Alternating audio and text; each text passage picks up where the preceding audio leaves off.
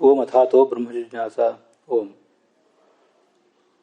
ಅಹಂ ರುದ್ರೇಭಿರ್ವಸುಭಿಶ್ಚರಾಮ್ಯಹಮಾದಿತ್ಯೈ ಋತವಿಶ್ವದೇವೈಃ ಯಂ ಕಾಮಯೇತಂತಮುಗ್ರಂ ಕೃಣೋಮಿ ತಂ ಬ್ರಹ್ಮಾಣಂ ತಂ ಋಷಿಂ ತಂ ಸ್ವಮೇಧಾಂ. ವಿಷ್ಣು, ನಾರಾಯಣ, ಬ್ರಹ್ಮ ಎಲ್ಲ ಶಬ್ದದಿಂದ ವಾಚ್ಯನಾದವನು ಕೂಡ ಒಬ್ಬನೇ ಆಗಿದ್ದಾನೆ. ಯಾಕೆಂದರೆ ಲಕ್ಷ್ಮೀದೇವಿ ತನಗೆ ಕಾರಣನಾದ ನಾರಾಯಣನನ್ನು ತನ್ನ ಮಹಿಮೆಗೆ ಅವನು ಕಾರಣ ಅಂತ ಸ್ತೋತ್ರ ಮಾಡಿ ತಾನು ಬ್ರಹ್ಮಾದಿ ದೇವತೆಗಳನ್ನು ಅವರವರ ಪದವಿಗೆ ಏರಿಸಬಲ್ಲೆ, ಇಳಿಸಬಲ್ಲೆ, ತನಗೆ ಇಷ್ಟೆಲ್ಲ ಮಹಿಮೆ ಬಂದದ್ದು ನಾರಾಯಣನ ಕೃಪೆಯಿಂದ ಅಂತ ಹೇಳ್ಕೊಂಡಿದ್ದಾಳೆ. ಅಲ್ಲಿ ಉಗ್ರ ಅಂತ ಒಂದು ಶಬ್ದ ಬಂದಿತ್ತು. ತಮ್ ತಮ್ ಉಗ್ರಂ ಕೃಣೋಮಿ ತಮ್ ಬ್ರಹ್ಮಾಣಂ ಅಂತ. ಅದು ಉಗ್ರ ಶಬ್ದದಿಂದ ಪದ್ಮನಾಭ ತೀರ್ಥರ ವಾಕ್ಯದಲ್ಲಿ ಹೀಗೊಂದು ಪ್ರಶ್ನೆ ಇದೆ. ನಚ ಉಗ್ರ ಶಬ್ದ ಏನು ರುದ್ರಾದ ಅನ್ಯ ಏವ ಗೌಣ್ಯಾವೃತ್ಯ ಉಕ್ತಃ ಇತಿ ಕಿಂ ನ ಸ್ಯಾತ್. ಉಗ್ರ ಶಬ್ದದಿಂದ ರುದ್ರನನ್ನೇ ನೀವು ಯಾಕೆ ಇಟ್ಕೊಳ್ಬೇಕು?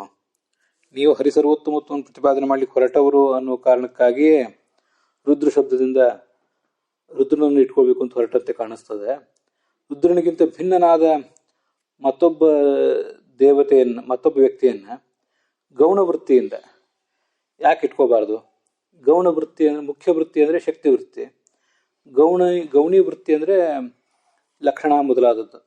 ಈಗ ಒಬ್ಬ ವ್ಯಕ್ತಿಯನ್ನು ಇವನು ಸಿಂಹ ಅಂತ ಹೇಳಿದಾಗ ಅಲ್ಲಿ ಅವನು ಸಿಂಹ ಆಗಲಿಕ್ಕೆ ಸಾಧ್ಯ ಇಲ್ಲ. ಶಕ್ತಿ ವೃತ್ತಿಯಿಂದ ನಾವು ಅದೇ ಪ್ರಾಪ್ತವಾಗುವ ಅರ್ಥವನ್ನು ಇಟ್ಕೊಂಡ್ಬಿಟ್ರೆ ನಮ್ಮ ಎದುರಿಗೆ ಕಾಣುವಂತಹ ವ್ಯಕ್ತಿ ಅವನು ಸಿಂಹದಿಂದ ಅಭಿನ್ನ ಆಗಲಿಕ್ಕೆ ಸಾಧ್ಯ ಇಲ್ಲ.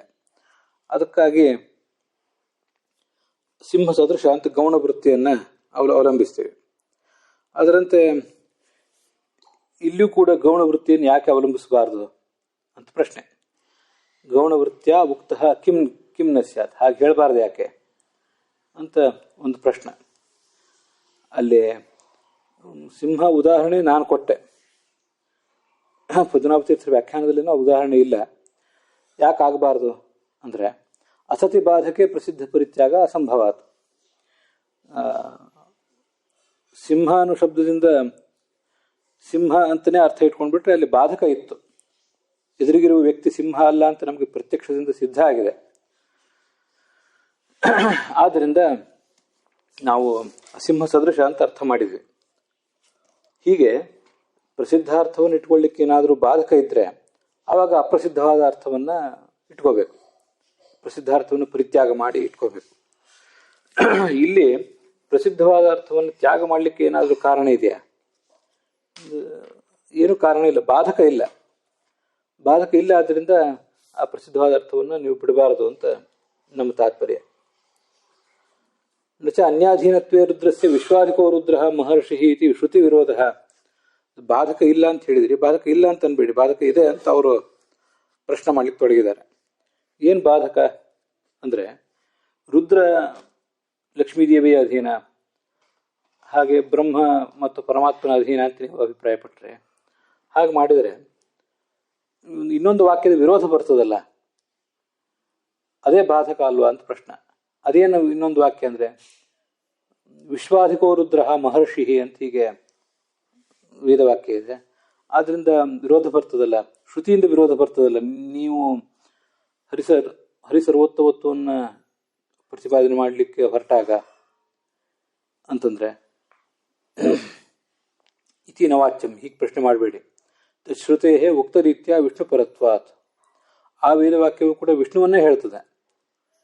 ಯಾಕೆಂದ್ರೆ ಈ ನೀವು ಯಾವುದೋ ವಿಶ್ವಾಧಿಕೋ ರುದ್ರ ಮಹರ್ಷಿ ಅಂತ ಯಾವುದೋ ಒಂದು ವೇದವಾಕ್ಯವನ್ನು ಎಲ್ಲಿಂದಲೋ ಕೋಟ್ ಮಾಡಬಾರ್ದು.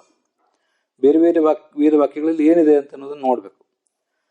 ಶಾಶ್ವತಂ ಶಿವಮಚ್ಯುತಂ ಅಂತ ಇದು ನಾರಾಯಣ ಸೂಕ್ತ. ನಾರಾಯಣ ಪರಂ ಬ್ರಹ್ಮ, ನಾರಾಯಣ ಪರಂ ಅಂತ ಹೀಗೆಲ್ಲ ವೇದವಾಕ್ಯ ಇದೆ. ಆ ನಾರಾಯಣ ಸೂಕ್ತದಲ್ಲಿ ಅಲ್ಲಿ ಶಾಶ್ವತಂ ಶಿವಮಚ್ಯುತಂ ಅಂತ ಆ ಭಗವಂತನನ್ನೇ ಶಿವ ಶಬ್ದದಿಂದ ಕರೆದಿದ್ದಾರೆ. ಇತ್ಯಾದಿ ಶ್ರುತಿ ಇತಿಹಾಸ ಅದು. ಶ್ರುತಿಗಳಲ್ಲಿ ಮತ್ತು ಇತಿಹಾಸಗಳು, ಭಾರತ ಪಂಚರಾತ್ರ ಮೂಲ ರಾಮಾಯಣಗಳಲ್ಲಿ ವಿಷ್ಣು ವಿಷಯತ್ವೇನ ಶಿವಾದಿ ಶಬ್ದ ಪ್ರಯೋಗಾಚ್ಯ. ಇಲ್ಲಿ ವಿಷಯ ಅಂದರೆ ವಿಷ್ಣು ವಾಚಕತ್ವೇನ ಶಿವಾದಿ ಶಬ್ದಗಳನ್ನು ಪ್ರಯೋಗ ಮಾಡಿದ್ದಾರೆ. ಹೇಗೆ ಪ್ರಯೋಗ ಮಾಡಿದ್ದಾರೆ ಅಂದರೆ ಅಲ್ಲಿ ವಿಷ್ಣುವಿನ ಮಹಿಮೆಯನ್ನೇ ಹೇಳ್ತಿದ್ದಾರೆ ಆ ಸೂಕ್ತದ ಉದ್ದಕ್ಕೂ ಆ ಭಾಗದಲ್ಲಿ. ಅದರಿಂದ ವಿಷ್ಣು ವಿಷಯತ್ವ ಅಂದರೆ ವಿಷ್ಣು ವಾಚಕತ್ವೇನ ಶಿವಾದಿ ಶಬ್ದಗಳನ್ನು ಪ್ರಯೋಗ ಮಾಡಿದ್ದಾರೆ. ಹೀಗೆ ನೀವು ಶಿವನ ಬಗ್ಗೆ ಪ್ರಶ್ನೆ ಮಾಡಿದರೆ ಶಿವನ ಬಗ್ಗೆ ಮಾತ್ರ ಅಲ್ಲ, ಇನ್ನು ಇಂದ್ರಾದಿ ಶಬ್ದಗಳ ಬಗ್ಗೆನೂ ಕೂಡ ಹೀಗೆ ತಿಳ್ಕೊಳ್ಬೇಕು. ಇವಂ ಯತ್ರ ಸರ್ವೋತ್ತಮತ್ವ ವಿಷಯತೆಯ ಪ್ರಯೋಗ ಇಂದ್ರಾದಿ ಶಬ್ದಾನ ವಿಶ್ವಸ್ಮಾದಿಂದ್ರ ಉತ್ತರ ಇತ್ಯಾದಿ ಶ್ರುತಿ ಇತಿಹಾಸಾದವು. ವಿಶ್ವಸ್ಮಾತ್ ಇಂದ್ರ ಉತ್ತರ ಅಂತ ಹೀಗೆಲ್ಲ ಶ್ರುತಿ ಇತಿಹಾಸಗಳಲ್ಲಿ ಇಂದ್ರಾದಿ ಶಬ್ದಗಳನ್ನು ಸರ್ವೋತ್ತಮನಾದಂಥ ವ್ಯಕ್ತಿಗೆ ವಾಚಕ ಎಂಬುದಾಗಿ ಪ್ರಯೋಗ ಮಾಡಿರ್ತಾರೆ. ಇಲ್ಲಿ ಕೂಡ ವಿಷಯ ಅಂದರೆ ವಾಚಕ ಅಂತ ಅರ್ಥ. ಹಾಗೆ ಪ್ರಯೋಗ ಮಾಡಿರ್ತಾರಲ್ಲ, ತತ್ರ ಅಲ್ಲಿಯೂ ಕೂಡ ಉಕ್ತ ವಕ್ಷ್ಯಮಾನ ನ್ಯಾಯೈ, ಹಿಂದೆ ಹೇಳಿದ ನ್ಯಾಯಗಳು ಮುಂದೆ ನಾವು ಹೇಳಬೇಕಾಗಿರುವಂಥ ನ್ಯಾಯಗಳು. ಆದ್ದರಿಂದ ಎಲ್ಲಿಂದಲೂ ಕೂಡ ಹೀಗೆಲ್ಲೇ ಶಬ್ದ ಪ್ರಯೋಗ ಬಂದರೂ ವಿಷ್ಣುವನ್ನೇ ಹೇಳ್ತಿರ್ತಾರೆ. ತಥಾ ಹಿ ವಚನ ವೇದೇ ಐತಿ, ಇದೇ ಹರಿವಂಶದ ಮಾತು. ವೇದೇ ರಾಮಾಯಣೇ ಚೈವ ಪುರಾಣೇ ಭಾರತೆ ತಥಾ ಅಂತ ಆಚಾರ್ಯರು ಸೂತ್ರ ಭಾಷ್ಯದಲ್ಲಿ ಇಲ್ಲೇ ಹೇಳಿರೋದು. ವೇದೇ ರಾಮಾಯಣೇ ಚೈವ ಅಂದರೆ ಮೂಲ ರಾಮಾಯಣದಲ್ಲಿಯೂ ಮತ್ತು ವಾಲ್ಮೀಕಿ ರಾಮಾಯಣದಲ್ಲಿಯೂ, ಪುರಾಣೇ ಭಾರತೆ ತಥಾ ಭಾಗವತಾದಿ ಪುರಾಣಗಳಲ್ಲಿ ಮತ್ತು ಮಹಾಭಾರತದಲ್ಲಿ, ಆದೌ ಅಂತ್ಯೇಚ ಮಧ್ಯೇಚ ಮೊದಲು ಆಮೇಲೆ ಮತ್ತು ಮಧ್ಯದಲ್ಲಿ, ವಿಷ್ಣು ಸರ್ವತ್ರ ಗೀಯತೆ, ವಿಷ್ಣು ಎಲ್ಲ ಕಡೆ ಪ್ರತಿಪಾದಿತನಾಗಿದ್ದಾನೆ. ವಿಷ್ಣು ಸರ್ವತ್ರ, ವಿಷ್ಣುವೇ ಪ್ರತಿಪಾದಿತನಾಗಿದ್ದಾನೆ, ಬೇರೆ ಯಾವ ದೇವತೆಗಳು ಪ್ರತಿಪಾದಿತರಾಗಿಲ್ಲ, ಅವರೇ ಸರ್ವೋತ್ತಮ ಎಂಬುದಾಗಿ ಪ್ರತಿಪಾದಿತನಾಗಿದ್ದಾನೆ ಅಂತ ಅರ್ಥ. ಅದಕ್ಕೆ ನಾನು ಮೊನ್ನೆ ಹೇಳಿದ್ದೆ ಆ ಮಂಗಳ ಕಾರ್ಯಕ್ರಮದಲ್ಲಿ, ವಿಷ್ಣು ಸರ್ವತ್ರ ಗೀಯತೆ ಅಂದರೆ ವಿಷ್ಣುವೇ ಪ್ರತಿಪಾದಿತನಾಗಿದ್ದಾನೆ ಅಂತ ಒಂದರ್ಥ, ವಿಷ್ಣು ಎಂಬುದಾಗಿ ಪ್ರತಿಪಾದಿತನಾಗಿದ್ದಾನೆ ಅಂತ ಇನ್ನೊಂದರ್ಥ. ಯಾಕೆಂದರೆ ಐತರೇಯ ಉಪನಿಷತ್ತಿನಲ್ಲಿ ಹಾಗಿದೆ, ತಸ್ಯೈವ ಏತಸ್ಯೈ ಸಂಹಿತಾಯಾಮ್ ನಕಾರೋ ಬಲಂ ಶಕಾರ ಪ್ರಾಣ ಆತ್ಮ. ಒಟ್ಟಾರೆ ಎಲ್ಲ ಶಾಸ್ತ್ರಗಳಲ್ಲೂ ಕೂಡ, ಅದು ಐತರೇಯ ಉಪನಿಷತ್ತು ಇರಬಹುದು, ಋಗ್ವೇದ ಇರಬಹುದು, ಮತ್ತು ಯಾವುದೇ ಇರಬಹುದು, ಎಲ್ಲೇ ಶಕಾರ ಮತ್ತು ನಕಾರಗಳು ಬಂದರೆ ಅದು ಭಗವಂತನ ಬಲವನ್ನು ಮತ್ತು ಸರ್ವನಿಯಾಮಕತ್ವವನ್ನು ಹೇಳ್ತಾರೆ. ಅದಷ್ಟು ಮಾತ್ರ ಅಲ್ಲ, ವರ್ಣದ್ವಯ ಸಮಾಯೋಗೆ ಎರಡು ಅಕ್ಷರಗಳು ಸೇರಿದಾಗೆಲ್ಲ ಭಗವಂತನದೇ ಗುಣಗಾನ ಇರ್ತದೆ. ಶಕಾರ ನಕಾರಗಳು ನೇರವಾಗಿ ಭಗವಂತನಿಗೆ ನಿಯಾಮಕತ್ವವನ್ನು ಮತ್ತು ಬಲಸ್ವರೂಪತ್ವವನ್ನು ಹೇಳ್ತವೆ. ಅದಷ್ಟೇ ಅಲ್ಲದೇ ಬೇರೆ ಎಲ್ಲ ವರ್ಣಗಳು ಕೂಡ ವಿಷ್ಣು ಶಬ್ದದ ಅರ್ಥವನ್ನೇ ಹೇಳ್ತವೆ. ಆದ್ದರಿಂದ ವಿಷ್ಣು ಸರ್ವತ್ರ ಗೀಯತೆ ಅಂದರೆ ವಿಷ್ಣು ಇತಿ ಗೀಯತೆ ಅಂತ, ವಿಷ್ಣುತ್ವೇನ ಗೀಯತೆ, ಆ ವಿಷ್ಣು ಅನ್ನೋ ಶಬ್ದಕ್ಕೆ ವಿಷ್ಣುತ್ವೇನ ಪ್ರಕಾರ ಅಂತ ಅರ್ಥ ಮಾಡ್ಕೋಬೇಕು. ಅದರಿಂದ ವಿಷ್ಣು ಎಂಬುದಾಗಿ ಅವನನ್ನು ಪ್ರತಿಪಾದನೆ ಮಾಡ್ತೇವೆ, ಅವನ ಬಲವನ್ನೇ ಪ್ರತಿಪಾದನೆ ಮಾಡ್ತೇವೆ ಅಂತ ಅದರ ತಾತ್ಪರ್ಯ ಆಗ್ತದೆ. ವೇದೇ ಇತಿ ತದೇತದಾಹ ಪರೋದಿವ ಇತ್ಯಾದಿನ, ಇದನ್ನೇ ಆ ಪರೋದಿವ ಪರೀನ ಅನ್ನೋ ಇತ್ಯಾದಿ ಮಾತುಗಳಿಂದ ಆಚಾರ್ಯರು ವೇದದಲ್ಲಿಯೂ ಹಾಗೆ ಬಂದಿದೆ, ಪುರಾಣಾದಿಗಳಲ್ಲೂ ಕೂಡ ಹಾಗೆ ಬಂದಿದೆ ಅಂತ ಅದರ ತಾತ್ಪರ್ಯ.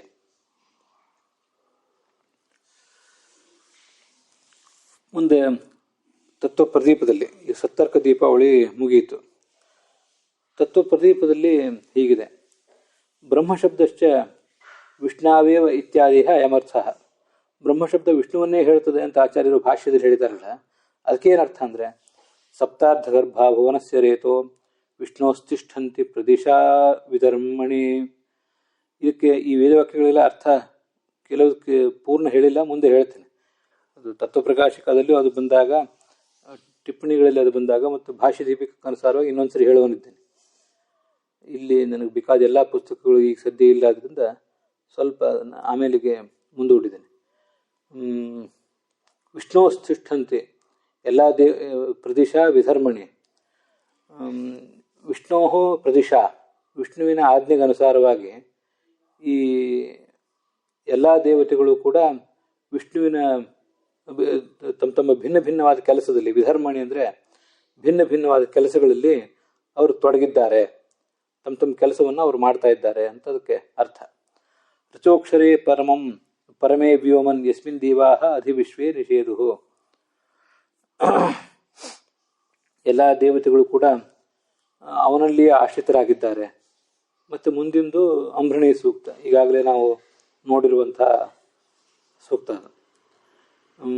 ಯಮಂತ ಸಮುದ್ರೇ ಕವಯೋ ವಿಚಕ್ಷತೆ ಮರೀಚೀನಾಂ ಪದಮಿಚ್ಛಂತಿ ವೇದಸಃ. ಇದು ಇನ್ನೊಂದು, ಕವಿಗಳು ಯಾವ ಭಗವಂತನನ್ನ ಸಮುದ್ರದ ಮಧ್ಯದಲ್ಲಿದ್ದಾನೆ ಅಂತ ಕಾಣ್ತಾರೆ ಅಂತಿದೆ. ಮರೀಚೀನ ಪದಮಿಚ್ಛಂತಿ ವೇದಸಃ ಅನ್ನೋದನ್ನ ಮುಂದೆ ಹೇಳ್ತೇನೆ. ಇತಿ ಐತರೇಯ ಶ್ರುತ್ಯುದಿತಂ ವಿಷ್ಣುಮೇವ ಹಿ, ಐತರೇಯ ಶ್ರುತಿಯಲ್ಲಿ ಪ್ರತಿಪಾದಿತನಾದಂತಹ ವಿಷ್ಣುವನ್ನೇ ಉಳಿದೆಲ್ಲ ವೇದವಾಕ್ಯಗಳಲ್ಲೂ ಹೇಳ್ತಾ ಇದ್ದಾರೆ.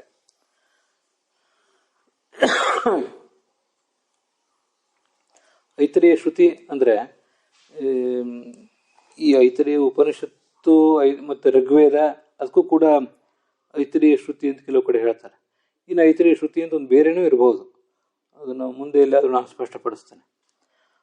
ಅಲ್ಲಿ ಪ್ರತಿಪಾದಿತನಾದಂತಹ ವಿಷ್ಣುವನ್ನೇ ಹೇಳ್ತಿದ್ದಾರೆ. ಹೇಗೆ ಉಳಿದ ಕಡೆನೂ ಕೂಡ ಅಂಬಸ್ಯ ಪಾರೇ ಭುವನಸ್ಯ ಮಧ್ಯೆ ಅಂತ ಮಹಾನಾರಾಯಣ ಉಪನಿಷತ್ತು, ಇದು ತೈತರೀಯ ಶ್ರುತಿ. ಈ ತೈತರೀಯ ಶ್ರುತಿ ಅಂತ ಅನ್ನೋದು ಯಜುರ್ವೇದಕ್ಕೆ ಸಂಬಂಧಪಟ್ಟದ್ದು. ಐತರೇಯ ಶ್ರುತಿ ಅಂದ್ರೆ ಋಗ್ವೇದ ಮತ್ತೆ ಐತರೇಯ ಉಪನಿಷತ್ತು ಅವೆಲ್ಲವೂ ಕೂಡ ಋಗ್ವೇದದ್ದೇ. ಯಸ್ಮಿನ್ ದೇವಾಧಿ ವಿಶ್ವೇ ನಿಷೇಧು ಯಮಂತಃ ಸಮುದ್ರೇ ಕವಯೋ ವಯಂತಿ ಯತಃ ಪ್ರಸೂತ ಜಗತಃ ಪ್ರಸೂತಿ ಇತಿ ಯಚ್ಛಬ್ದೈಃ ಪರಾಮೃಶ್ಯ. ಯಾವ ಭಗವಂತ, ಯಾವ ವ್ಯಕ್ತಿ ಅಂತ ಹೀಗೆಲ್ಲ ಇಲ್ಲೆಲ್ಲ ಕಡೆನೂ ತಗೊಂಡಿದ್ದಾರೆ. ಯಸ್ಮಿನ್ ಎಂಬಲ್ಲಿ ಎಮ್ಮಂತ ಸಮುದ್ರ ಎಂಬಲ್ಲಿ ಎಮ್ಮಿದೆ. ಯತಃ ಪ್ರಸೂತ ಅನ್ನೋಲ್ಲಿ ಯಚ್ಛಬ್ದ ಇದೆ. ಯಚ್ಛಬ್ದದಿಂದ ಆ ಒಬ್ಬ ವ್ಯಕ್ತಿಯನ್ನು ತಗೊಂಡು ವಿವೇಶಭೂತಾನಿ ಚರಾಚರಾಣಿ, ಇದು ವಿಷ್ಣು ಶಬ್ದ ಯೋಗೇನ ಚ ಅನೂದ್ಯ, ಅವನಲ್ಲಿ ಎಲ್ಲ ಭೂತಗಳು ಕೂಡ ಚರಾಚರ ಜೀವಗಳು, ಚರಾಚರ ವಸ್ತುಗಳೆಲ್ಲವೂ ಅವನನ್ನೇ ಆಶ್ರಯಿಸಿಕೊಂಡಿವೆ ಅಂತ ಹೀಗೆ ವಿಷ್ಣು ಶಬ್ದವನ್ನು ಪ್ರಯೋಗ ಮಾಡಿ ಅನುವಾದ ಮಾಡಿವೆ. ಮುಂದೆ ತದೇವ ಬ್ರಹ್ಮ, ಯತ್ ಶಬ್ದಕ್ಕೂ ಅತತ್ ಶಬ್ದಕ್ಕೂ ಅನ್ವಯ, ಅದೇ ಬ್ರಹ್ಮ ಅಂತ ಕರೆಸ್ಕೊಂಡಿದೆ. ತದೇವ ಬ್ರಹ್ಮ ತದು ಸತ್ಯಮಾಹು ಅಂತ ಮುಂದೆ ಅದಕ್ಕೊಂದಿಷ್ಟು ಅರ್ಥ ಹೇಳ್ತಾರೆ ತ್ರಿವಿಕ್ರಮ ಪಂಡಿತರೆ. ತನ್ನೋ ವಿಷ್ಣುರು ಅಂತ ಹೀಗೆಲ್ಲ ಸ್ಪಷ್ಟವಾಗಿ ವರ್ಣನೆ ಮಾಡಿದೆ. ವಾಸುದೇವಾಯ ವಿದ್ಮಹೆ ನಾರಾಯಣ ವಿದ್ಮಹೆ ವಾಸುದೇವಾಯ ಧೀಮಹಿ ತನ್ನೋ ವಿಷ್ಣು ಪ್ರಚೋದಯಾತ್, ಮಹಾನಾರಾಯಣ ಉಪನಿಷತ್ತು. ಇತೀಚ ಸ್ಪಷ್ಟಂ ಜಗವು, ಸ್ಪಷ್ಟವಾಗಿ ಆ ಶ್ರುತಿ ವರ್ಣನೆ ಮಾಡಿದೆ. ಅಲ್ಲದೆ ಯಶ್ಚ ದೇವತಾ ಮೀಮಾಂಸಾಂತೆ ವಿಷ್ಣುರೇವ ಹಿ ತಚ್ಛ್ರುತೆ ತಂ ಬ್ರಹ್ಮೇತ್ಯಾಚಕ್ಷತೆ ತಂ ಬ್ರಹ್ಮೇತ್ಯಾಚಕ್ಷತೆ ಇತಿ ಸರ್ವದೇವೋತ್ತಮತ್ವೇನ ಪ್ರತಿಜ್ಞಾತಃ ಬ್ರಹ್ಮತ್ವೇನ ಚ ಉಕ್ತಃ. ದೈವಮೀಮಾಂಸಾ ಶಾಸ್ತ್ರದಲ್ಲಿ ಕೊನೆಗೆ ವಿಷ್ಣುರೇವ ಹಿ ತಚ್ಛ್ರುತೆ, ಇಲ್ಲಿ ತನಕ ಪ್ರತಿಪಾದಿತನಾಗಿರುವವನು ಆ ವಿಷ್ಣುವೇ ಆಗಿದ್ದಾನೆ, ಬೇರೆ ಯಾರಲ್ಲ ಅಂತ ಹೀಗೆ ಹೇಳಿ, ಯಾಕಂದ್ರೆ ತಚ್ಛ್ರುತೆ ಅವನ ಮಹಿಮೆ ಎಲ್ಲವೂ ಕೂಡ ಅವನ ಬಗ್ಗೆಯೇ ವರ್ಣನೆ ಇದೆ ಎಲ್ಲ ಕಡೆಯೂ ಕೂಡ ಅಂತ ಅದರ ತಾತ್ಪರ್ಯ. ತಂ ಬ್ರಹ್ಮೇತ್ಯಾಚಕ್ಷತೆ, ಅವನನ್ನು ಬ್ರಹ್ಮ ಎಂಬುದಾಗಿ ಹೇಳ್ತಾರೆ ಅಂತ ಎರಡು ಸರಿ ಬಂದಿದೆ ಕೊನೆಯ ಸೂತ್ರಗಳವು. ಅವನನ್ನೇ ಬ್ರಹ್ಮ ಅಂತ ಹೇಳ್ತಾರೆ, ಅವನನ್ನೇ ಬ್ರಹ್ಮ ಅಂತ ಹೇಳ್ತಾರೆ ಅಂತ ಹೀಗೆ ಅಲ್ಲಿ ಬಂದಿದೆ. ಇತಿ ಸರ್ವದೇವೋತ್ತಮತ್ವೇನ ಪ್ರತಿಜ್ಞಾತಃ, ಎಲ್ಲ ದೇವತೆಗಳಿಗೂ ಕೂಡ ಉತ್ತಮ ಎಂಬುದಾಗಿ ಅಲ್ಲಿ ಪ್ರತಿಪಾದಿತನಾದವನು ಯಾರು? ಇದೇ ಭಗವಂತನೇ.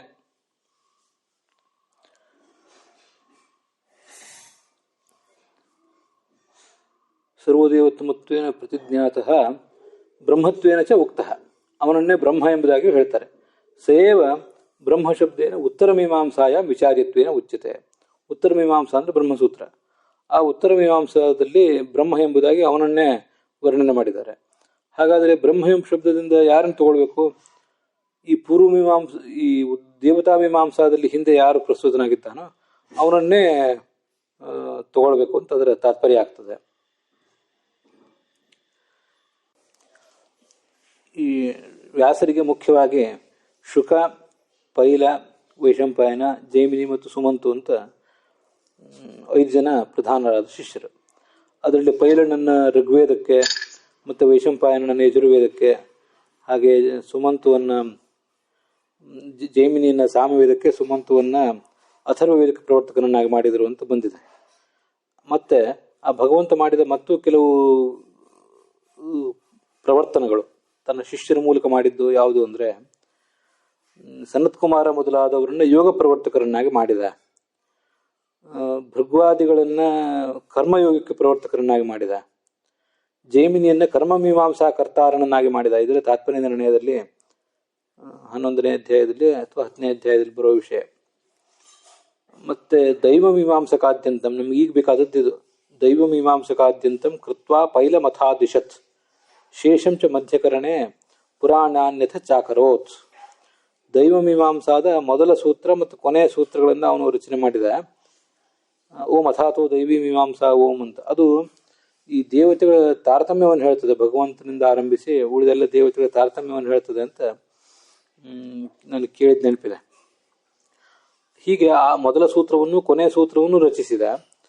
ಮತ್ತೆ ಪೈಲಂ ಅಥಾದಿಶತ್, ಪೈಲನನ್ನು ಮತ್ತು ಶೇಷನನ್ನು ಆಜ್ಞೆ ಮಾಡಿದ. ಯಾಕೆಂದ್ರೆ ಆ ಪೈಲನಲ್ಲಿ ಶೇಷ ಇದ್ದ. ಪೈಲ ಈಗಾಗಲೇ ಋಗ್ವೇದದ ಜವಾಬ್ದಾರಿ ಹೊತ್ತಿದ್ದಾನೆ.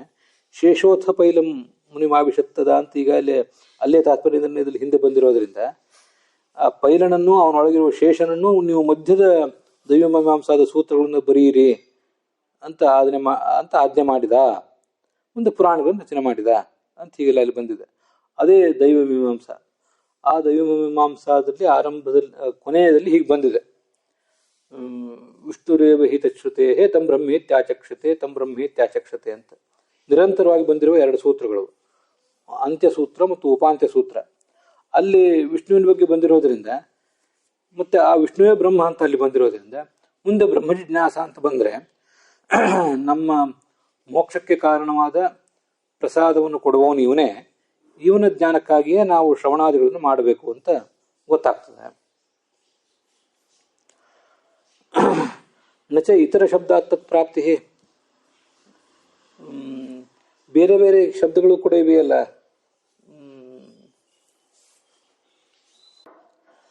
ನಚ ಇತರ ಶಬ್ದಾತ್ ತತ್ಪ್ರಾಪ್ತಿ, ಬೇರೆ ಬೇರೆ ಶಬ್ದಗಳಿವೆಯಲ್ಲ. ಆದ್ದರಿಂದ ಆಯಾ ಬೇರೆ ಬೇರೆ ಶಬ್ದಗಳನ್ನು ಉಪನಿಷತ್ತುಗಳಲ್ಲಿ ಪುರಾಣಗಳಲ್ಲೆಲ್ಲ ಪ್ರಯೋಗ ಮಾಡಿರುವುದರಿಂದ ಮತ್ತು ವೇದದಲ್ಲಿ ಪ್ರಯೋಗ ಮಾಡಿರುವುದರಿಂದ ಆಯಾ ದೇವತೆಗಳೇ ಸರ್ವೋತ್ತಮ ಪ್ರಾಪ್ತ ಆಗ್ತದಲ್ಲ. ನೀವು ವಿಷ್ಣುವಿನ ಬಗ್ಗೆನೇ ಅದೆಷ್ಟು ಹೇಳ್ತೀರಿ ಅಂತ ಒಂದು ಪ್ರಶ್ನೆ. ಅದಕ್ಕೆ ಅದನ್ನ ಪ್ರತೀಕವನ್ನಾಗಿ ತಗೊಂಡಿದ್ದಾರೆ ತ್ರಿವಿಕ್ರಮ ಪಂಡಿತರು. ನಚ ತದೇವ ಅಗ್ನಿ ತದ್ವಾಯು ಚಂದ್ರಮಾಹ, ಅಲ್ಲೆಲ್ಲ ಅಗ್ನಿ ವಾಯು ಚಂದ್ರಮ ಇವ್ರ ಬಗ್ಗೆ ರುದ್ರನ ಬಗ್ಗೆ ಬಂದಿದೆಯಲ್ವಾ. ಸ್ವಲ್ಪ ಇದನ್ನು ವೇಗವಾಗಿ ಹೇಳ್ತೇನೆ, ನಾವೀಗಾಗಲೇ ನೋಡಿರೋದ್ರಿಂದ. ಅವ್ರಿಗೆ ಬ್ರಹ್ಮತ್ವ ಅಂತ ಪ್ರಾಪ್ತ ಆಗ್ತದಲ್ಲ ಅಂತಂದ್ರೆ ಅದಕ್ಕೆ ವಿಶ್ವಾನಿ ನಾಮಾನಿ, ಎಲ್ಲ ನಾಮಗಳು ಕೂಡ ಈ ಜಗತ್ತಿನಲ್ಲಿ ಅಭಿತಃ ನಸಂತಿ, ಮುಖ್ಯವಾಗಿ ಎಲ್ಲ ನಾಮಗಳು ಈ ಆಯಾ ದೇವತೆಗಳನ್ನು ಹೇಳುವುದಿಲ್ಲ. ಮುಖ್ಯತಃ ಲೋಕವಾಚಕ ಅದಲ್ಲ. ಕಿಂತು ವಿಷ್ಣುವೇ ಈ ಜಗತ್ತಿನ ಅನೃತವಾದ ಈ ಜಗತ್ತಿಗೆ ಜನ್ಮ ಲಯ ಇತ್ಯಾದಿಗಳನ್ನ ಕೊಡ್ತಾನೆ. ವಿಷ್ಣುವಿನಿಂದಲೇ ಇವೆಲ್ಲವೂ ಆಗ್ತದೆ. ಅವನನ್ನ ಎಲ್ಲ ವೇದಗಳು ಕೂಡ ಎಲ್ಲ ಶಬ್ದಗಳು ಕೂಡ ಆವಿಶಂತಿ, ಮಹಾವಿಶಂತಿ. ಹೇಗೆ ಪ್ರವೇಶ ಮಾಡ್ತವೆ ಅಂದರೆ ವಾಚಕತ್ವೇನ ಪ್ರವೇಶಂತಿ. ಋಗತಾವಿತಿ ಧಾತುವಸ್ತು ಪೂರ್ವ ಅಭಗತವತ್ ಸದಾ, ವ್ಯಾಸಸ್ಮೃತಿ ಇದೆ, ಇದು ಸರ್ವಮೂಲದಲ್ಲೇ ಬಂದಿರೋದು. ಋಗತವು ಒಂದು ಧಾತು ಇದೆ. ಆದ್ರಿಂದ ಋತ ಅಂತಂದ್ರೆ ಋಗತವು ಧಾತುವಿಗೆ ಕ್ತ ಪ್ರತ್ಯಯ ಬಂದಾಗ ಹಿಂದಿನಂತೆಯೇ ತಿಳಿಯಲ್ಪಟ್ಟದ್ದು. ಪೂರ್ವ ಅವಗತವತ್ ಸದಾ ಸ್ಥಿತೇ, ಹಿಂದೆ ಹೇಗಿದೆಯೋ ಹಾಗೇನೆ, ಹಿಂದೆ ಹೇಗೆ ತಿಳಿಯಲ್ಪಟ್ಟಿತ್ತೋ ಅದು ಹೇಗಿತ್ತೋ ಮತ್ತು ಹೇಗೆ ತಿಳಿಯಲ್ಪಟ್ಟಿತ್ತೋ ಹಾಗೆ ಈಗೂ ಕೂಡ ಇದೆ. ಆದ್ರಿಂದ ಬ್ರಹ್ಮವು ಋತ ಎಂಬುದಾಗಿ ಉಕ್ತಂ ಹೇಳಲ್ಪಟ್ಟಿದೆ. ಮತ್ತು ಜಗತ್ತು ಅನೃತ ಎಂಬುದಾಗಿ ಯಾಕೆ ಹೇಳಲ್ಪಟ್ಟಿದೆ ಅಂದರೆ ಅದು ಪರಿಣಾಮತಃ ಅದಕ್ಕೆ ನಾನಾ ಥರದ ವಿಕಾರಗಳಿರುವುದರಿಂದ ಅದನ್ನು ಅನೃತ ಎಂಬುದಾಗಿ ನಾವು ಹೇಳ್ತೀವಿ. ಪ್ರಕೃತಿ ಪ್ರಾಕೃತಂ ಪ್ರೋಕ್ತಂ ಅಸತ್ತದ ಅಶುಭತ್ವತಃ, ಪ್ರಕೃತಿಯನ್ನು, ಪ್ರಕೃತ ಅಭಿಮಾನಿನಿಯಾದ ಲಕ್ಷ್ಮೀದೇವಿಯನ್ನು ಮತ್ತು ಅವಳಿಂದ ಹುಟ್ಟದಂತಹ ಎಲ್ಲ ಪ್ರಾಕೃತ ವಸ್ತುಗಳನ್ನು ಜಡಗಳನ್ನು ಅನೃತ ಅಂತಾರೆ. ಯಾಕಂದ್ರೆ ಪರಿಣಾಮ ಉಳ್ಳದ್ದಾದ್ರಿಂದ. ಲಕ್ಷ್ಮೀದೇವಿಗೂ ಅಂಥದ್ದೊಂದು ಹಿಂದೆ ಇಲ್ಲದೇ ಇದ್ದದ್ದೊಂದು ಪರಾಧೀನ ವಿಶೇಷ ವ್ಯಾಪ್ತಿ ಬರ್ತದಲ್ಲ, ಆದ್ರಿಂದ ಅವುಗಳನ್ನು ಅನೃತ ಅಂತಾರೆ. ಅದನ್ನು ಅಸತ್ಯ ಅಂತನೂ ಯಾಕೆ ಹೇಳ್ತಾರೆ ಅಂದರೆ ಅಸತ್ ತತ್ ಅಶುಭತ್ವತಃ. ಸತ್ ಅಂದರೆ ಶುಭ, ಪರಮಾತ್ಮನೇ ನಿಜವಾಗಲೂ ಶುಭ, ಅವನೇ ಶುಭಾಂಗ. ಅವನಿಂದಾಗಿ ಲಕ್ಷ್ಮೀದೇವಿಯು ಶುಭಾಂಗಿ ಅಂತ ಕರೆಸ್ಕೋತಾಳಷ್ಟೆ. ವಾಸ್ತವಿಕವಾಗಿ ಇವೆಲ್ಲವೂ ಅಶುಭನೇ, ಪರಮಾತ್ಮನಿಗೆ ಹೋಲಿಸಿದರೆ ಇವುಗಳಲ್ಲಿ ಶುಭತ್ವ ಕಡಿಮೆ. ಆದ್ರಿಂದ ಅಶುಭ ಅಂತ ಅದು ಈ ಅಶುಭ ಆದ್ರಿಂದ ಅಸತ್ ಅಂತ ಹೇಳ್ತಾರೆ. ಸತ್ ಶಬ್ದಕ್ಕೆ ಶ್ರೇಷ್ಠ ಅಂತ ಅರ್ಥ ಇರೋದನ್ನ ಭಗವದ್ಗೀತೆಯಲ್ಲಿ ನಾವು ನೋಡಿದ್ದೇವೆ. ಪ್ರಶಸ್ತೆ ಕರ್ಮಣಿ ಮಂಗಳ ಸತ್, ಇದಕ್ಕೆಲ್ಲವೂ ಸತ್ ಶಬ್ದಕ್ಕೆ ಇವೆಲ್ಲವೂ ಅರ್ಥ. ಅಸತ್ ಅಂದ್ರೆ ಅಮಂಗಳ, ಭಗವಂತನಷ್ಟು ಪ್ರಶಸ್ತ ಅಲ್ಲ ಅಂತ. ಹೀಗೆ ಇನ್ನೊಂದು ಅಸತ್ಯ ಅಂತ ಕೆಲವು ಕಡೆ ಹೇಳ್ತಿರ್ತಾರೆ ಜಗತ್ತನ್ನ. ಯಾಕೆ ಅಸತ್ಯ ಅಂತಾರಂದ್ರೆ ಅಸತಾಂ ಬುದ್ಧಿಗಮ್ಯತ್ವಾತ್, ಅಸಜ್ಜನರಿಗೆ ಇದು ಬುದ್ಧಿಗಮ್ಯ. ಯ ಅಂದರೆ ತಿಳಿಯಲ್ಪಟ್ಟದ್ದು. ಅಸತಾಂ ಯಂ ಅಸತ್ಯಂ. ಈಗ ಅಸಜ್ಜನರು ತಮ್ಮ ಬುದ್ಧಿಯನ್ನು ಇದರಲ್ಲೇ ತೊಡಗಿಸ್ತಾರೆ ಹೊರತು ಪ್ರಶಸ್ತನಾದ ಭಗವಂತನನ್ನೇ ತೊಡಗಿಸೋದಿಲ್ಲ ಅಂತ ಅದನ್ನು ಹೇಳ್ತಾರೆ. ಇತಿ ವ್ಯಾಸಸ್ಮೃತಿ. ವ್ಯಾಸಸ್ಮೃತಿಯನ್ನು ಸರ್ವಮೂಲದಲ್ಲಿ ಅಲ್ಲಲ್ಲಿ ಆಚಾರ್ಯ ಕೋಟ್ ಮಾಡಿದ್ದಾರೆ. ಬ್ರಹ್ಮಯಜ್ಞದಲ್ಲಿ ಯಾಜ್ಞವಲ್ಕ್ಯ ಸ್ಮೃತಿಯನ್ನು ಹೇಳುವುದರ ಬದಲು ಇದನ್ನು ಹೇಳುವುದು ಒಳ್ಳೆಯದು. ಅದ್ರ ಬಗ್ಗೆ ವಿವಾದ ಮಾಡ್ತಾರೆ ಮತ್ತು ವಿದ್ವಾಂಸರು. ಅಲ್ಲ, ಅದು ಬಿಡಬೇಡಿ ಅದನ್ನು. ಯಾಜ್ಞವಲ್ಕ್ಯ ಅಥಾತೋ ಇದೇನೊಬ್ಬರು ಯಾಜ್ಞವಲ್ಕ್ಯ, ನಾನು ಅದನ್ನು ಬಿಟ್ಟುಬಿಟ್ಟಿದ್ದೀನಿ ಬ್ರಹ್ಮಯಜ್ಞದಲ್ಲಿ ಯಾಜ್ಞವಲ್ಕ್ಯ ಸ್ಮೃತಿ ಹೇಳೋದನ್ನು. ಅದರಿಂದ ಈಗ ಬಾಯಿಗೆ ಬರ್ತಾ ಇಲ್ಲ. ಯಾಜ್ಞವಲ್ಕ್ಯ ಸ್ಮೃತಿಯನ್ನೂ ಹೇಳಿ, ಬೇಕಾದರೆ ವ್ಯಾಸ ಸ್ಮೃತಿಯನ್ನು ಹೇಳಿ, ಅದನ್ನು ಬಿಡಬೇಡಿ ಅಂತ ಕೆಲವರು ವಿದ್ವಾಂಸರು. ಬನ್ನಂಜಿ ಗೋವಿಂದಾಚಾರ್ಯ ಕೇಳಿದ್ದು ಅದನ್ನು ಯಾಜ್ಞವಲ್ಕ್ಯ ಸ್ಮೃತಿ ಮತ್ತು ಪಾಣಿನಿ ವ್ಯಾಕರಣ ಇದನ್ನೆಲ್ಲ ಬಿಟ್ಟು ಮಹಾವ್ಯಾಕರಣ ಮತ್ತು ವ್ಯಾಸ ಸ್ಮೃತಿ ಇತ್ಯಾದಿಗಳು ನೀವು ಅಳವಡಿಸ್ಕೊಳ್ಳಿಕ್ಕೆ ಏನು ತೊಂದರೆ ಇಲ್ಲ ಅಂತ ಅವರು ಅಂದಿದ್ರು. ಖಂಡಿತ ಮಾಡಿ ಅಂತಂದಿದ್ರು. ಅದೊಂದು ನಿಮ್ಮ ಅನುಸಂಧಾನಕ್ಕೆ ಬೇಕಾದರೆ ತಗೊಳ್ಳಿ. ಹೀಗೆ ಶಿಕ್ಷಾ, ವ್ಯಾಕರಣ, ಛಂದ, ನಿರುಕ್ತ, ಜ್ಯೋತಿಷ, ಕಲ್ಪ ಇವೆಲ್ಲವನ್ನೂ ಕೂಡ ಎಷ್ಟು ಆಚಾರ ಹೇಳಿದಾರೋ ಅದೆಲ್ಲವನ್ನೂ ಅಳವಡಿಸ್ಕೊಳ್ಳಿಕ್ಕೆ ಸಾಧ್ಯ ಇದೆ. ಒಂದು ಮಾಧ್ವ ಬ್ರಹ್ಮಯಜ್ಞ ಅಂತ ಒಂದು ಫೈಲ್ ಮಾಡ್ಕೊಂಡಿದ್ದೇನೆ. ಅದರಲ್ಲಿ ಅದನ್ನೆಲ್ಲ ನಾನು ಹಿಂದೆ ಪ್ರವಚನದಲ್ಲಿ ಕೂಡ ಹೇಳಿದ್ದೆ.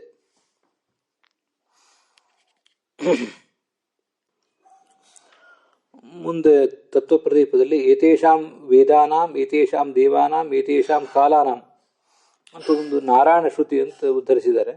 ಅದು ಸರ್ವಮೂಲದಲ್ಲೂ ಬಂದಿದ್ದಿರಬೇಕು, ಅಥವಾ ಮಹಾನಾರಾಯಣ ಉಪನಿಷತ್ತು ಇದ್ದಿರೋದು ನಮಗೆ ಗೊತ್ತಾಗೋದಿಲ್ಲ. ನಾನು ಆಮೇಲೆ ಇನ್ನೊಂದ್ಸರಿ ನನಗೆ ಬೇಕಾದ ಎಲ್ಲ ಪುಸ್ತಕಗಳನ್ನ ನಾನು ಎದುರುಗಡೆ ಇಟ್ಕೊಂಡಾಗ ಇವೆಲ್ಲ ಅಲ್ಲಿ ಟಿಪ್ಪಣಿಗಳಲ್ಲಿ ಬಂದಿದ್ರೆ ಯಾವುದ್ಯಾವ್ದು ಎಲ್ಲೆಲ್ಲಿದ್ದು ಅಂತ ಆಮೇಲೆ ಹೇಳ್ತೇನೆ. ಈ ದೇವತೆಗಳು, ಈ ವೇದಗಳು, ಈ ಕಾಲಗಳು, ಈ ನಾಡಿಗಳು, ನಾಡಿನಾಂ ಅನ್ಯಸ್ಯ ಚ ಸರ್ವಸ್ಯ ಯಾನಿ ನಾಮಾನಿ ಸಂತಿ. ನಾಡಿಗಳು ಅಂದರೆ ನಾಡಿ ಅಭಿಮಾನಿ ದೇವತೆಗಳು ಮೊದಲಾದವರು, ಅವ್ರಿಗೇನು ಹೆಸರುಗಳಿವೆ. ತಾನೇ ನಾರಾಯಣಸ್ಯ ನಾಮಾನಿ, ಅವನಿಗೇನೆ ಋಗ್ವೇದ ಅಂತ ಹೆಸರಿದೆ. ಇದೆಲ್ಲ ಛಾಂದೋಗ್ಯ ಉಪನಿಷತ್ತಲ್ಲಿ ಬಂದಿದೆ. ಮಾತ್ರ ಇದು ಕೆಲವು ಸರ್ವಶಬ್ದ ವಾಚ್ಯ ಆದ್ರಿಂದ ನಾವು ಹೇಗೂ ಸಮನ್ವಯ ಮಾಡಬಹುದು, ಅದೊಂದು ವಿಷಯ ಬೇರೆ. ಅದಲ್ಲದೇ ಛಾಂದೋಗ್ಯ ಉಪನಿಷತ್ನಲ್ಲಿ ಋಗ್ವೇದ, ಏಷ ಯವೇ ಋಗ್ವೇದ, ಏಷ ಯಜುರ್ವೇದ ಅಂತ ಹೀಗೆಲ್ಲ ಬಂದಿದೆ. ಛಾಂದೋಗ್ಯ ಭಾಷ್ಯದಲ್ಲಿ ಅದನ್ನು ಸಮನ್ವಯ ಮಾಡಿ ತೋರಿಸಿದ್ದಾರೆ. ಇತಿ ನಾರಾಯಣ ಶ್ರುತಿ ನಚ ಪ್ರಸಿದ್ಧಾರ್ಥಂ ವಿನಾ ಅನ್ಯಾರ್ಥ ಯುಜ್ಯತೆ. ಇದು ಭಾಷ್ಯದ ವಾಕ್ಯ. ನಚ ನಾಭ್ಯರ್ಪಿತಂ ವಿಶ್ವಾಧಾರಭೂತಂ ಪದ್ಮಾತ್ ಅನ್ಯತೆ ಯುಜ್ಯತೆ. ಆ ನಾಭಿಯಲ್ಲಿ ಇಡಲ್ಪಟ್ಟದ್ದು ಅದು ಯಾವುದು? ವಿಶ್ವಾಧಾರಭೂತವಾದದ್ದೇ ಆಗಬೇಕು. ವಿಶ್ವಕ್ಕೆ ಆಧಾರವಾದ ಪದ್ಮವೇ ಅದಾಗಬೇಕು. ಅದು ಮತ್ತು ಪದ್ಮಕ್ಕಿಂತ ಬಿಟ್ಟು ಬೇರೆ ಯಾವುದೂ ಆಗಲಿಕ್ಕೂ ಸಾಧ್ಯ ಇಲ್ಲ. ಅಜಸ್ಯ ನಾಭಾವಧ್ಯೇಕಮರ್ಪಿತಂ ಅಂತ ಬಂತು. ಅಲ್ಲಿ ಪದ್ಮ ಅಂತ ಶಬ್ದ ಅಲ್ಲಿ ನೇರವಾಗಿ ಬಂದಿಲ್ಲ. ಹುಟ್ಟದವನ ಹೊಕ್ಕಳಲ್ಲಿ ಒಂದು ಹುಟ್ಟಿತು ಅಂತ ಗೋವಿಂದಾಚಾರ್ಯರು ಹಾಗೆ ಅನುವಾದ ಮಾಡಿದ್ದಾರೆ. ಪದ್ಮ ಅಂತ ಅಲ್ಲಿ ಬಂದಿಲ್ವಲ್ಲ ಅಂದ್ರೆ ಅದು ಪದ್ಮ ಅಲ್ಲದೆ ಮತ್ತು ಬೇರೆ ಏನಾಗ್ಲಿಕ್ಕೆ ಸಾಧ್ಯ? ಅದು ಉಳಿದ ಪುರಾಣಗಳು ನೋಡಿದ್ರೆ ಹಾಗೆ ಗೊತ್ತಾಗ್ತದಲ್ಲ ಅಂತ ನಮ್ಮ ಸಮಾಧಾನ. ನಚ ನಾಭಿ ಪದ್ಮವನ್ ನಾರಾಯಣಾತ್ ಪ್ರಸಿದ್ಧಾತ್ ಅನ್ಯ ಯುಜ್ಯತೆ. ನಾಭಿಯಲ್ಲಿರುವುದು ಪದ್ಮ ಅಲ್ಲದೆ ಬೇರೆ ಏನಲ್ಲ. ಮತ್ತೆ ನಾಭಿಯಲ್ಲಿ ಪದ್ಮ ಉಳ್ಳವನು ನಾರಾಯಣ ಅಲ್ಲದೆ ಬೇರೆ ಯಾರೂ ಅಲ್ಲ.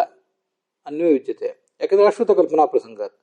ನಾಭಿಯಲ್ಲಿ ಪದ್ಮ ಇದೆ ಅಂತ ಅನ್ನೋದನ್ನ ಗ್ರಹಿಸುವುದನ್ನು ಬಿಟ್ಟು ಮತ್ತೊಂದೇನೋ ಗ್ರಹಿಸಲಿಕ್ಕೆ, ನಾಭಿಯಲ್ಲಿ ಪದ್ಮ ಉಳ್ಳವನು ನಾರಾಯಣ ಅಂತ ತಿಳಿಯುವುದನ್ನು ಬಿಟ್ಟು ಮತ್ತೊಂದೇನೋ ಗ್ರಹಿಸಿದ್ರೆ ಶ್ರುತವಾದನ್ನು ಬಿಟ್ಟು ಅಶ್ರುತವಾದನ್ನು ಹೇಳ್ದಂಗೆ ಆಗ್ತದೆ. ಶ್ರುತ ಅಂದ್ರೆ ಶಾಸ್ತ್ರಗಳಲ್ಲಿ ಶ್ರುತವಾದದ್ದು. ಅದನ್ನ ಶ್ರುತಹಾನಿ ಮತ್ತು ಅದು ಶ್ರುತಹಾನಿ ಅಶ್ರುತ ಕಲ್ಪನಾ ಅಂತ ಎರಡು ವೇದದಲ್ಲಿ ಶಾಸ್ತ್ರಗಳಲ್ಲಿ ಬರ್ತಿರ್ತದೆ. ಶ್ರುತಹಾನಿ ಇಲ್ಲಿ ಬರಲಿಲ್ಲ, ನಾನು ನೆನಪು ಮಾಡ್ಕೊಂಡೆ. ಇದ್ದದ್ದನ್ನು ಬಿಟ್ಟು ಇಲ್ಲದೇ ಇದ್ದದನ್ನ, ಕೇಳದೇ ಇದ್ದದನ್ನು, ಶಾಸ್ತ್ರದಲ್ಲಿ ವರ್ಣಿತವಾದನ್ನು ಬಿಟ್ಟು ಅವರ್ಣಿತವಾದನ್ನು ತಗೊಳ್ಳುವ ಸಾಹಸ ಮಾಡಬೇಡಿ ಅಂತ ತಾತ್ಪರ್ಯ. ಸಮಸ್ತ ವಿಶ್ವ ವಿಭೂತಯ ಏನ ವ್ಯಸ್ತಾಹ ಸಹ ವ್ಯಸ್ತ ಸಮಸ್ತ ವಿಭೂತಿ. ಸಮಸ್ತ ವ್ಯಸ್ತ ಸಮಸ್ತ ವಿಶ್ವ ವಿಭೂತಿ ನೋಡಿ. ಇದಕ್ಕೆ ನಾವು ಎಲ್ಲ ಟೀಕೆಗಳನ್ನು ನೋಡಬೇಕು. ಪದ್ಮನಾಭ ತೀರ್ಥರು ಮಾಡಿದ ವ್ಯಾಖ್ಯಾನ ಒಂದು ಬೇರೆ ಥರ ಇದೆ, ಇವ್ರು ಮಾಡಿದ ಒಂದು ವ್ಯಾಖ್ಯಾನ ಬೇರೆ ಥರ ಇದ್ದಂಗೆ ಕಾಣಿಸ್ತದೆ. ಸಮಸ್ತ ವಿಶ್ವ ವಿಭೂತಯ, ಈ ಜಗತ್ತಿನ ಎಲ್ಲಾ ವಿಭೂತಿಗಳು ಕೂಡ, ಶ್ರೇಷ್ಠ ಶಕ್ತಿಗಳು ಕೂಡ, ಏನ ವ್ಯಸ್ತಾಹ, ಯಾರಿಂದ ವ್ಯಸ್ತಾಹ, ತಮ್ಮ ತಮ್ಮ ಪದವಿಯಲ್ಲಿ ಇರಿಸಲ್ಪಟ್ಟಿದ್ದಾರೆ. ಇವು ತತ್ಕಾಲದಲ್ಲಿ ನನಗೇನು ಅರ್ಥ ಹೇಳ್ತದೆ ಅದನ್ನು ನಾನು ಹೇಳಿರ್ತೇನೆ. ಅವೆಲ್ಲವೂ ಕೂಡ ಅವನಿಂದಲೇ ವಿಭಾಗಿಸಲ್ಪಟ್ಟಿವೆ. ನೀನು ಇಂತಿಂಥ ಕೆಲಸ ಮಾಡು, ಇಂತಿಂಥ ಕೆಲಸ ಮಾಡು ಅಂತ ಅವರನ್ನ ಅವರವರ ಪದವಿಯಲ್ಲಿ ಇರಿಸಿದ್ದಾನೆ. ಅವನೇ ವ್ಯಸ್ತ ಸಮಸ್ತ ವಿಶ್ವ ವಿಭೂತಿ. ಅಥವಾ ವ್ಯಸ್ತಾಹ ಸಮಸ್ತಾಶ್ಚ, ಇದು ಪದ್ಮನಾಭ ತೀರ್ಥರು ಹಿಂದೆ ಮಾಡಿದ್ದು. ವಿಶ್ವವಿಭೂತಯ, ವಿಶ್ವವಿಭೂತಿಗಳು ವ್ಯಸ್ತವೂ ಆಗಿವೆ ಮತ್ತು ಸಮಸ್ತವೂ ಆಗಿದೆ. ಒಂದು ಕಡೆಯಲ್ಲಿ ವ್ಯಾಸ್ತ ಅಂತಿದ್ದಂಗಿದೆ, ವ್ಯಾಸ್ತ ಅಂತಿದ್ರೆ ತಿದ್ಕೊಳ್ಬೇಕು ಅದನ್ನು.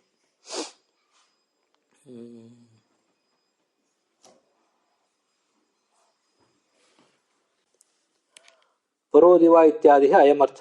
ಅದಕ್ಕೇನರ್ಥ ಅಂದರೆ ಇತಶ್ಚ ಏತಸ್ಮಿನ್ ಸೂಕ್ತೆ ವಿಷ್ಣುರೇವ ಉಚ್ಯತೆ. ಇನ್ನೂ ಒಂದು ಕಾರಣದಿಂದಲೂ ಈ ಎಲ್ಲ ಸೂಕ್ತಗಳಲ್ಲಿ ಈ ವಿಷ್ಣುವನ್ನೇ ಪ್ರತಿಪಾದನೆ ಮಾಡಿದ್ದಾರೆ ಅಂತ ನಾವು ತೀರ್ಮಾನಿಸಬೇಕು. ಇಹ ಇಹ ಹಿ ದ್ಯಾವಾ ಪೃಥಿವ್ಯೋ ಪರಹ ಇತ್ಯಾಖ್ಯಾ ಶ್ರೂಯತೆ. ದ್ಯು ಮತ್ತು ಪೃಥ್ವಿಗಿಂತಲೂ ಶ್ರೇಷ್ಠ ಎಂಬುದಾಗಿ ಕೇಳಿ ಬರ್ತಾ ಇದೆ. ಶ್ರೀಸೂಕ್ತೆ ಚ ಏತಯ ಆಖ್ಯೆಯ ಸಮಾಖ್ಯಾ ಶ್ರೂಯತೆ. ಈ ಮಹಾನಾರಾಯಣ ಉಪನಿಷತ್ತಿಗೆ ಸಮಾನವಾದ ಒಂದು ಆಖ್ಯಾನ ಶ್ರೀಸೂಕ್ತದಲ್ಲಿ ಅಂದರೆ ಅಂಬ್ರಣಿ ಸೂಕ್ತದಲ್ಲಿ ಕೇಳಿ ಬರ್ತದೆ. ಶ್ರೀಸೂಕ್ತ ಅಂದರೆ ಅಂಬ್ರಣಿ ಸೂಕ್ತವೇ. ತತ್ರ ಹಿ ಯಂ ಕಾಮಯೇ ತಂ ತಮುಗ್ರಂ ಕೃಣೋಮಿ, ಯಾರನ್ನ ನಾನು ರುದ್ರನನ್ನಾಗಿ ಮಾಡಬಲ್ಲೆನೋ ಬ್ರಹ್ಮನನ್ನಾಗಿ ಮಾಡಬಲ್ಲೆನೋ ಅಂತ ಹೀಗೆಲ್ಲ ಹೇಳಿರೋದ್ರಿಂದ ಬ್ರಹ್ಮಾದೀನಾಂ ದೇವ್ಯಧೀನತ್ವ ಮುಕ್ತ, ಬ್ರಹ್ಮಾದಿ ದೇವತೆಗಳೆಲ್ಲರೂ ಲಕ್ಷ್ಮೀದೇವಿ ಅಧೀನರು ಅಂತ ಹೇಳಿದ್ದಾರೆ. ಮತ್ತು ಅವಳು ನನಗೆ ಕಾರಣನಾದ ಭಗವಂತ ನೀರಿನಲ್ಲಿದ್ದಾನೆ ಅಂತ ಹೇಳಿ ತಾನು ವಿಷ್ಣು ಅಧೀನಳು ಅಂತ ಹೇಳಿದ್ದಾಳೆ. ಆದ್ರಿಂದ ಅವನಿಗೆ ಸರ್ವೋತ್ತಮತ್ವ ತಿಳಿದು ಬರ್ತದೆ. ಪರೋ ದಿವಾ ಅಂತಿದೆಯಲ್ಲ, ದಿವಾ ಅಂತನ್ನೋದು ದಿವಾ ದ್ವಿಭ್ಯಾಂ ದ್ವಿಭಿಹಿ ಅಂತ ತೃತೀಯ ವಿಭಕ್ತಿ. ಆ ತೃತೀಯ ವಿಭಕ್ತಿಗೆ ಪಂಚಮಿ ವಿಭಕ್ತಿಯ ಅರ್ಥ. ದ್ಯಾವಾ ಪೃಥಿವ್ಯೋಹೋ ಶ್ರೀಭೂಮ್ಯೋಹೋ ಪರಹ. ದ್ಯಾವಾ ಪೃಥಿವ್ಯೋಹೋ ಅಂದರೆ ನಾವು ನಿನ್ನೆ ನೋಡಿದ್ದೀವಿ, ಲಕ್ಷ್ಮೀದೇವಿ ಶ್ರೀರೂಪಕ್ಕಿಂತಲೂ ಭೂರೂಪಕ್ಕಿಂತಲೂ ಶ್ರೇಷ್ಠನಾದವನು, ಸಮುದ್ರಶಾಹಿಯಾಗಿದ್ದಾನೆ. ಅಹಂ ಏತಾವತಿ, ಇಷ್ಟೇ ಮಹಿಮೆ, ಯಥೋಕ್ತ ಪ್ರಕಾರ ಮಹಿಮ್ನಾ ನ ಅಧಿಕ, ಇಷ್ಟೇ ಮಹಿಮೆ ಉಳ್ಳವಳು ನಾನು ಅಂತ ತನ್ನ ಮಹಿಮೆಗೊಂದು ಅಂತವನ್ನು ಹಾಡಿದ್ದಾಳೆ ಲಕ್ಷ್ಮಿ. ಅವಳಿಗಿಂತ ಮಹಿಮೆ ಭಗವಂತಂದು ಹೆಚ್ಚು ಅಂತ ಗೊತ್ತಾಗ್ತದೆ. ನಚ ಅವಿರೋಧೇ ಪ್ರಸಿದ್ಧ ಪರಿತ್ಯಜ್ಯತೆ. ಏನಾದರೂ ವಿರೋಧ ಇದ್ದರೆ ಪ್ರಸಿದ್ಧ ಅರ್ಥವನ್ನು ಬಿಡಬೇಕು. ವಿರೋಧ ಇಲ್ಲದೆ ಹೋದಾಗ ಅಪ್ರಸಿದ್ಧ ಅರ್ಥವನ್ನು ಯಾಕೆ ತಗೊಳ್ಬೇಕು? ಅದರಿಂದ ಇಲ್ಲೆಲ್ಲ ಉಗ್ರ ಇತ್ಯಾದಿ ಶಬ್ದಗಳಿಗೆ ರುದ್ರ ಅಂತಲೇ ಅರ್ಥ ಮಾಡಬೇಕು. ಬ್ರಹ್ಮಹಿಂ ಶಬ್ದಕ್ಕೂ ಚತುರ್ಮುಖ ಅಂತಲೇ ಅರ್ಥ ಮಾಡಬೇಕು. ಶ್ರುತಹಾನಿ ಅಂತ ಬಂತು ನೋಡಿ, ಇಲ್ಲಿ ಹಿಂದೆ ಅಶ್ರುತ ಕಲ್ಪನಾ ಅಂತ ಬಂದಿತ್ತು, ಇಲ್ಲಿ ಶ್ರುತಹಾನಿ ಅಂತಿದೆ. ಅಲ್ಲಿ ಆ ಶಬ್ದದಿಂದ ಯಾವುದು ಸ್ಪಷ್ಟವಾಗಿ ಶ್ರುತ ಪ್ರತಿಪಾದಿತ ಆಗಿದೆಯೋ ಅದನ್ನು ಬಿಡುವುದು ಒಳ್ಳೆಯದಲ್ಲ. ಅಶ್ರುತವಾದ್ದನ್ನು, ಶಬ್ದದಿಂದ ಸ್ಪಷ್ಟವಾಗಿ ಪ್ರತಿಪಾದಿತ ಆಗದೇ ಇದ್ದುದನ್ನು ಸ್ವೀಕಾರ ಮಾಡುವುದು ಒಳ್ಳೆಯದಲ್ಲ. ಉಕ್ತ ನ್ಯಾಯೇನ, ಇದು ಕೂಡ ಬ್ರಹ್ಮಸೂತ್ರ ಭಾಷ್ಯದ ವಾಕ್ಯ. ಪ್ರತ್ಯಧಿಕರಣಂ ಭಕ್ಷ್ಯಮಾಣೈಶ್ಚ ನ್ಯಾಯೈ. ಮುಂದೆ ಈ ಮೊದಲ ಅಧ್ಯಾಯದ ಮೊದಲ ಪಾದದ ಒಂದೊಂದು ಅಧಿಕರಣದಲ್ಲಿಯೂ ನ್ಯಾಯಗಳನ್ನು ನಾವು ಹೇಳುವವರಿದ್ದೀವಿ. ಆ ನ್ಯಾಯಗಳಿಂದಲೂ ಹೀಗೆ ತೀರ್ಮಾನಿಸಬೇಕು ಅಂತ ಅರ್ಥ ಆಗ್ತದೆ. ಅಲ್ಲಿಗೆ ಈ ಭಾಗ ಸಮಾಪ್ತ ಆಗಿದೆ.